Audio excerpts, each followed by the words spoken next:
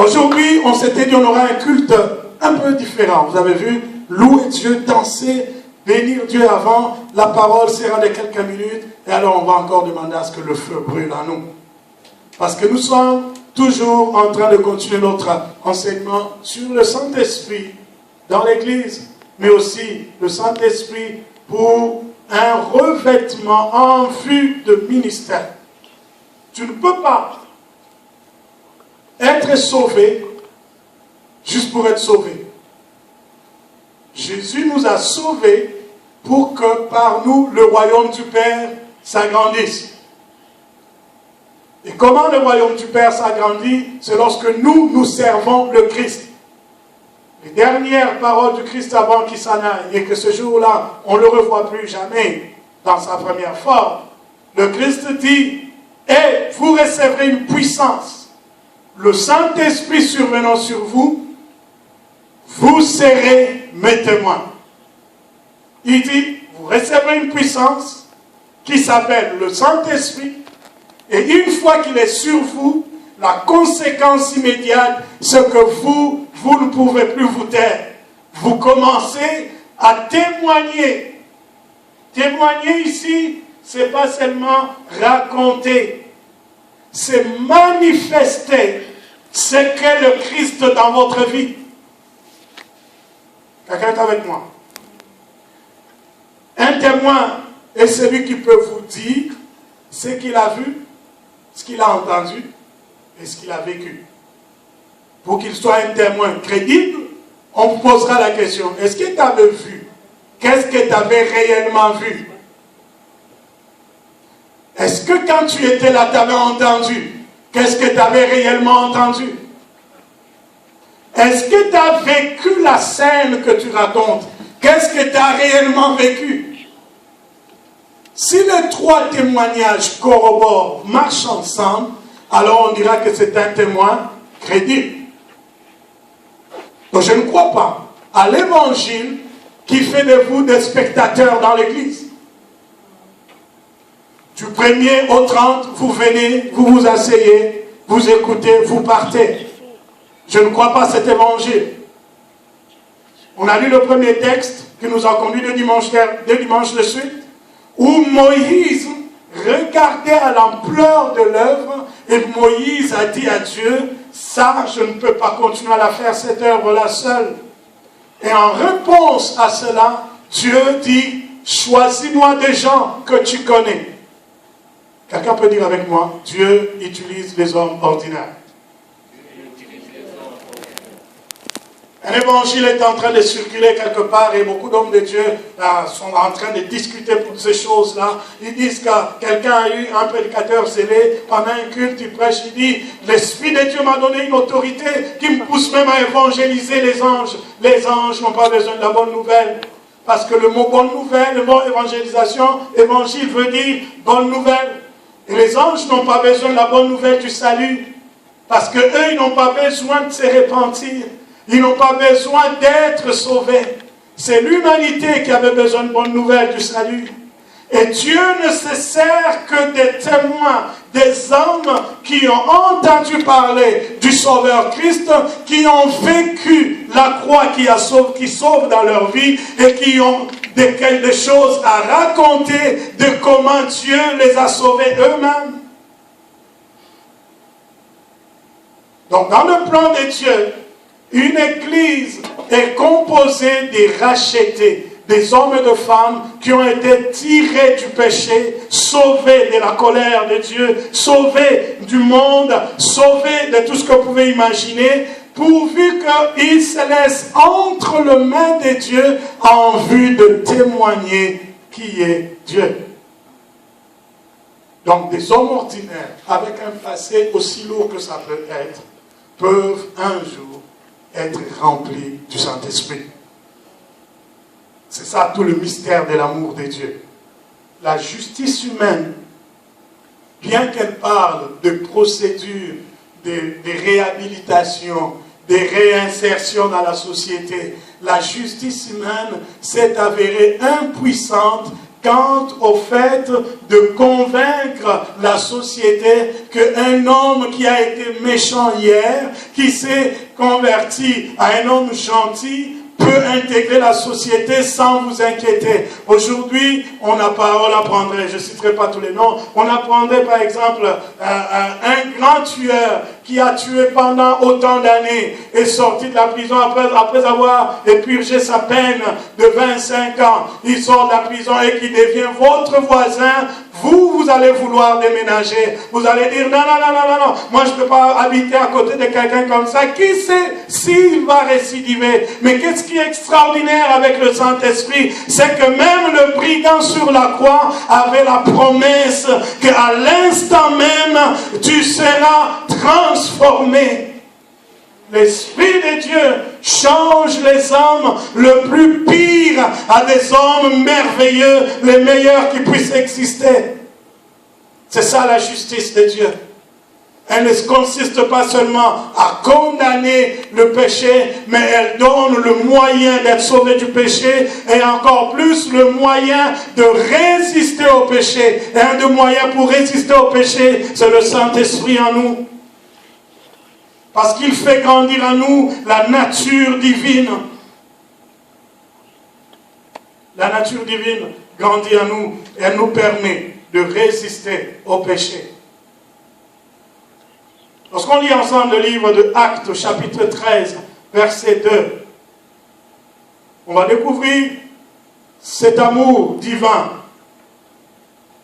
Il y a 2 textes de Actes qu'on va lire et je vais nous amener dans un temps de réflexion avec ces paroles-là. Actes chapitre 13, verset 2. Il y avait dans l'église d'Antioche des prophètes et des docteurs. Barnabas, Siméon appelé Niger, Lucius de Cyrène, Manahem, qui avait été élevé avec Hérode le tétrarque et Saul.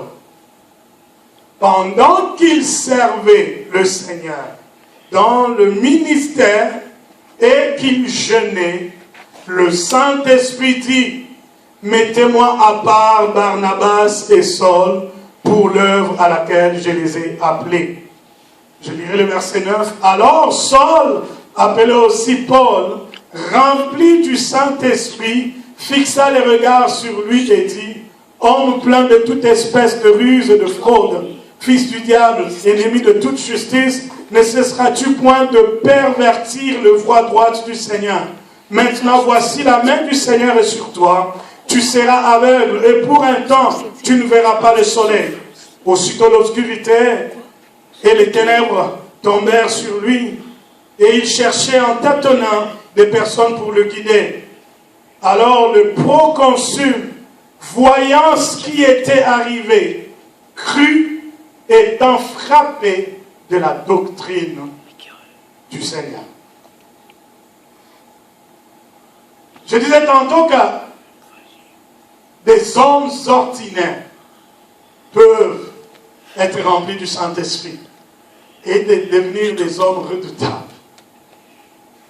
Lorsqu'on regarde, avant que j'aille plus loin dans ce texte, la configuration de l'équipe, comme on dit ici, le conseil pastoral de l'église d'Antioche, on nous cite des noms des hommes ordinaires, des hommes qui ont vécu, qui ont eu aussi un père et une mère, des hommes qui avaient le sang rouge comme nous, des hommes qui ont eu un passé.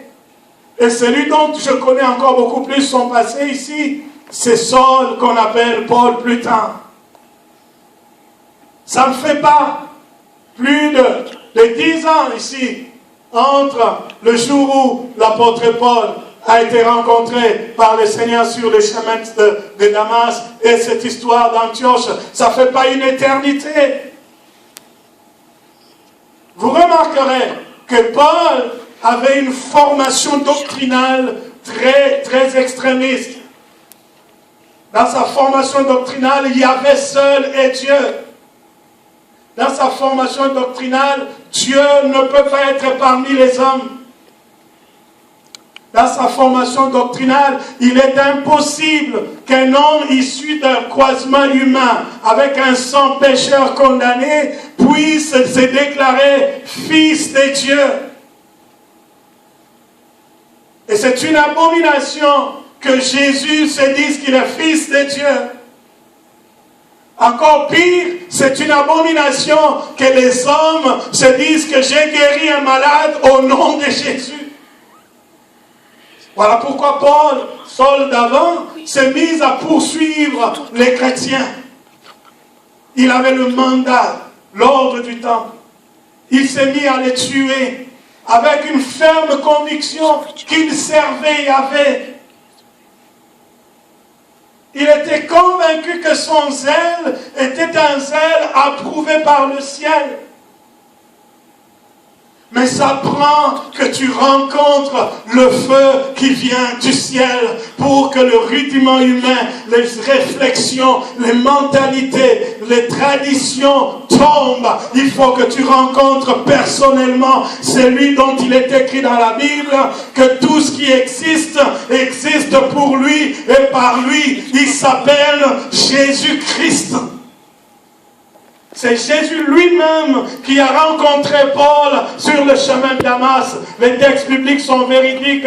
Tous ceux-là qui étaient tout autour de Saul n'ont pas vu ces choses, n'ont pas pu entendre cette voix. Et ça serait une folie de dire que j'ai vu le Seigneur. Ils te diront, mais attends, on était avec toi ensemble. Comment nous on l'a pas vu? Comment nous on l'a pas entendu? Parce que sincèrement, ces histoires sont des choses individuelles.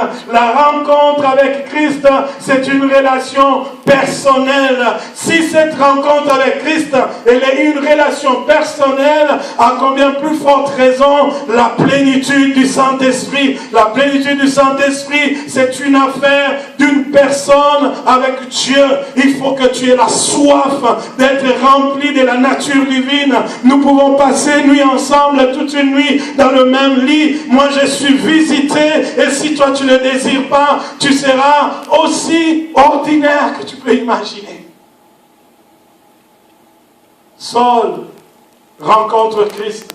Il entend la voix. L'Esprit de Dieu parle. Saul entend la voix. Saul entend qu'on lui dit, tu ne sauras plus remonter les aiguillons. Tu ne seras plus la même personne. Depuis que je me suis décidé de te rencontrer, j'avais une pensée de qu'est-ce que tu deviendras. Parce que Paul a crié, qui es-tu, Seigneur?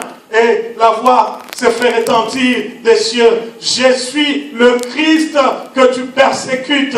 Tout cela que tu tues, au fond, tu ne les tues pas. Tu me fais du mal. Quand il commence à réaliser, un homme commence à réaliser que la vie de péché que je mène, les cœurs que je blesse, les personnes que je fais souffrir, au fond, c'est à Christ que je le fais. Et il y a une autre dimension de prise de conscience qui rentre en toi. Ce n'est pas la religion qui va te changer, mais c'est la prise de conscience de réaliser que cette vie que je mène fait du tort au cœur de celui qui m'a créé. Quand il a entendu cela, et le Père, et le Fils, et l'Esprit se réuniront ce jour-là pour dire, il faut qu'on change cette personne, qu'elle soit plus la même personne. On lui a dit, tu ne monteras plus le cheval comme avant, pour poursuivre la vie de péché comme avant. Je veux dire à quelqu'un, lorsque le Seigneur te cible, lorsque le Saint-Esprit te visite dans une réunion, lorsqu'il y a une rencontre où on parle du Christ, il arrive des moments où tu luttes entre ce qu'on dit et ce qui remonte dans ton cœur. Tu as l'impression que le Seigneur te réclame maintenant. Et toi, tu luttes, tu dis, mais je n'ai pas encore fini de vivre de telle manière. J'avais promis, et peut-être qu'après la réunion, j'ai rendez-vous avec ma blonde. Peut-être qu'après la réunion, j'ai rendez-vous avec mon chum. Et l'Esprit de Dieu te dit, c'est aujourd'hui, parce que ce que je veux faire avec toi, ça fera que tu ne seras plus la même personne. Tu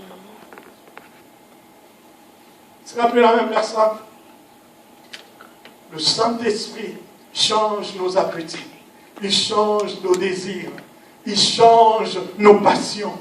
Il les transforme à un profond désir de Dieu dans notre vie.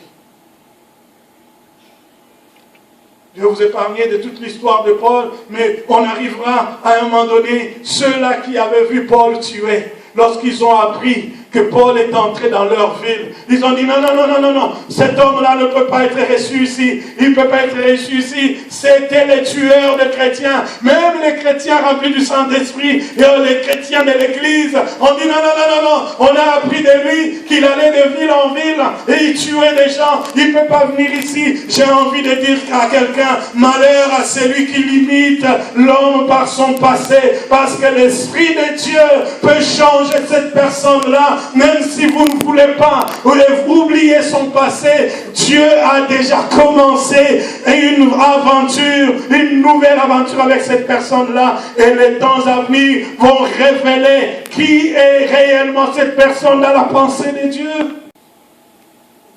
L'Esprit retire Saul. Il se retire. Il cherche Dieu. Il prie. Même les apôtres à Jérusalem, ils avaient du mal à admettre que Saul a changé. Il fallait que les œuvres viennent le prouver. Quelqu'un dit les œuvres. N'argumente pas trop avec les gens, ça ne sert à rien. La race humaine n'est pas faite pour te croire à 100%, ça ne sert à rien. Il y aura toujours quelqu'un qui te rappellera l'ombre du soleil dans ta vie. Et qu'est-ce qui est plus important maintenant? C'est ce que le Saint-Esprit veut faire avec toi.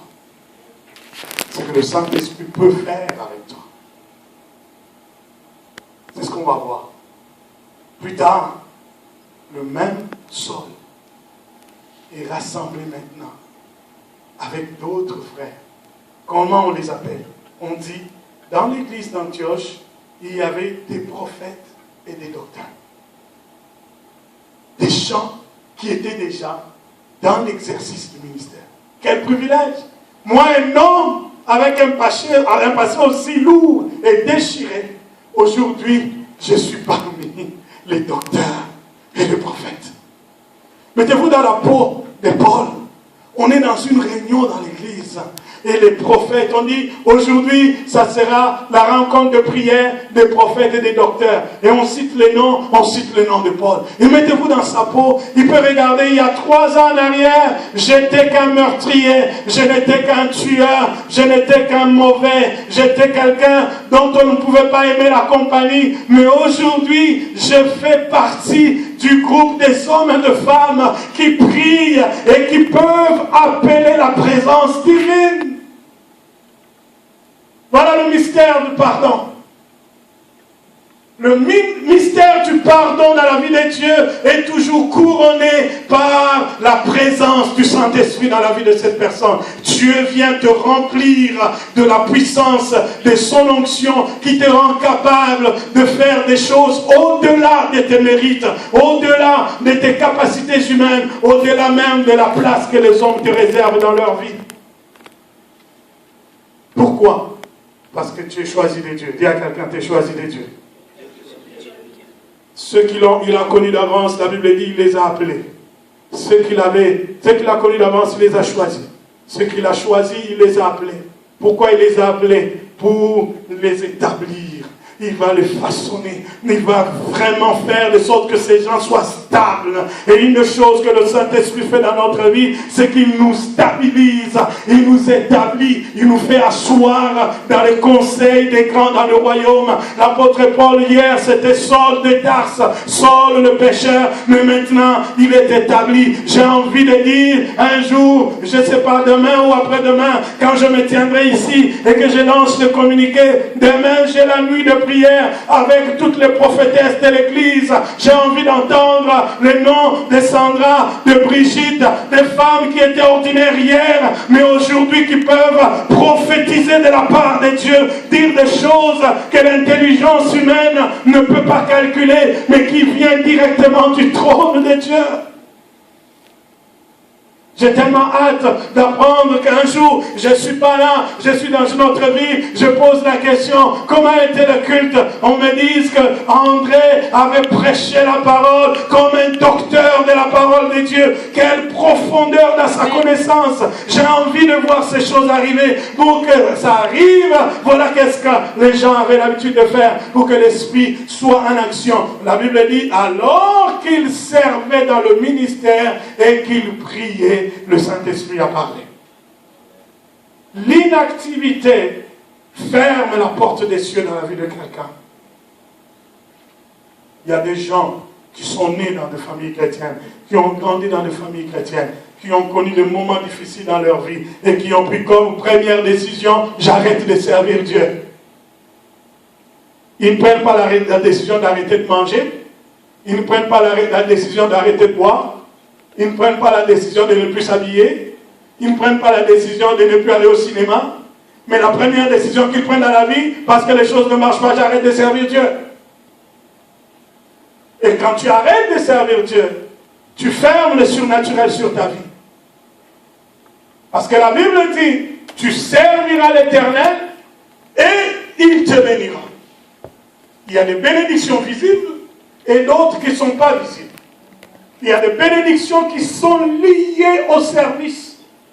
Plus tu sers, plus tu deviens fort. Plus tu sers, plus le ciel s'ouvre et l'onction augmente dans ta vie. Je veux parler à quelqu'un. Que les situations de la vie ne freinent pas ton élan dans la décision que tu avais prise cette année. Je veux servir mon Dieu. Sers. Continue à servir. Que ça marche ou que ça ne marche pas. Que tu aies mangé ou pas, continue à servir. Parce que quand tu sers, c'est alors que le ciel s'ouvre. Amen. Ils ne servaient pas n'importe comment. Ils connaissaient la puissance de la prière ensemble et du jeûne. Alors qu'ils servaient et qu'ils priaient en jeûnant. Le Seigneur vient révéler des projets. Voilà où est-ce que je veux amener l'Église. Déjà la semaine prochaine, comme vous le savez, ça fait plusieurs semaines, je l'ai dit. La semaine prochaine, on a une retraite de prière. Parce que je veux qu'on mette en pratique cette parole. Pendant qu'il servait, et qu'il priait, et qu'il jeûnait, le Saint-Esprit a parlé. Il y a des révélations sur ta destinée que tu n'auras pas quand tu consommes popcorn sur popcorn, 2 popcorn, 2, 3, 4 sacs de popcorn, en balayant chaîne sur chaîne, regardant film sur film. Il y a des paroles divines que tu ne recevras jamais quand tu passes ton temps d'un stade à un autre, d'un match à un autre, quand tu passes ton temps d'un cinéma à un autre. Il y a une dimension de la parole divine dans ta vie, tu ne recevras que quand tu passes d'un jeûne à un autre, d'un temps de prière à un autre, d'une retraite à une autre, d'un temps de consécration à un autre. C'est alors que le ciel s'élargit pour toi et le Saint-Esprit parle. Voilà qu'est-ce que je pense faire pour toi. Voilà qu'est-ce que j'ai révélé. Voilà le combat de l'ennemi dans ta vie. Voilà les choses qui se sont passées dans ton passé. Leurs origines démoniaques sont telles. Il y a des dimensions de la connaissance de ta destinée que tu ne recevras que lorsque tu jeûnes et que tu pries et que tu es assidu dans l'œuvre de Dieu. Une église qui ne jeûne pas collectivement, où les gens préfèrent des soirées de réjouissance. Vous savez, il est très facile de remplir une église en faisant l'œuvre humanitaire.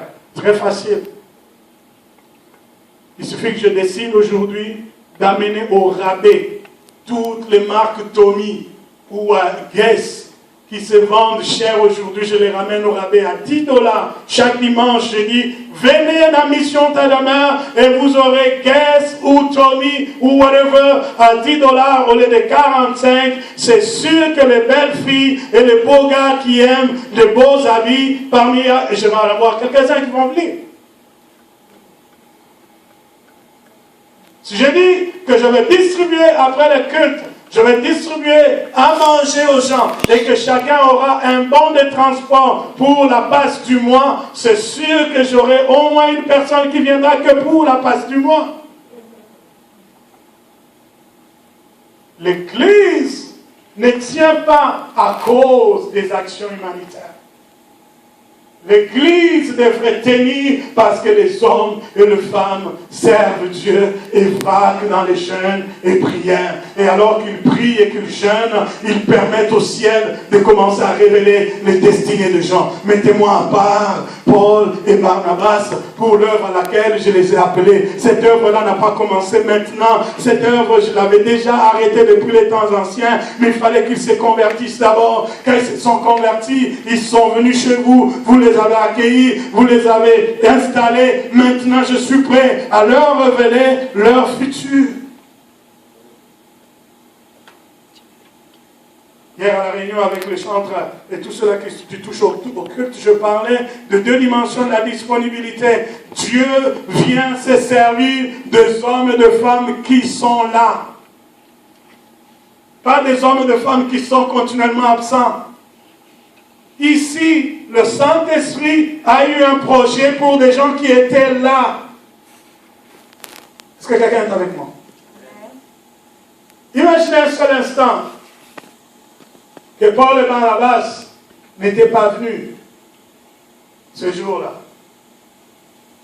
Peut-être que tu allais reporter cette parole de connaissance. Et on va attendre les jours qui vont venir. Et les gens ont jeûné longtemps pour rien. Parce que leur jeûne était pour que Dieu nous dise quel est l'avenir de l'Église. Comment on va faire l'œuvre de Dieu. Comment on va témoigner aux gens d'ailleurs. Et la réponse, il faut mettre pour moi à part Paul et Barnabas. Il faut être là.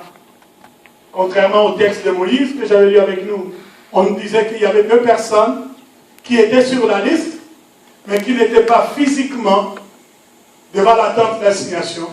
Et ils ont eu la grâce que le Saint-Esprit les poursuive là où ils étaient. Ils commencent à prophétiser. Mais pour l'église d'Antioche, dans ce cas-ci, Dieu s'est servi des hommes et de femmes qui étaient là. Il faut être là.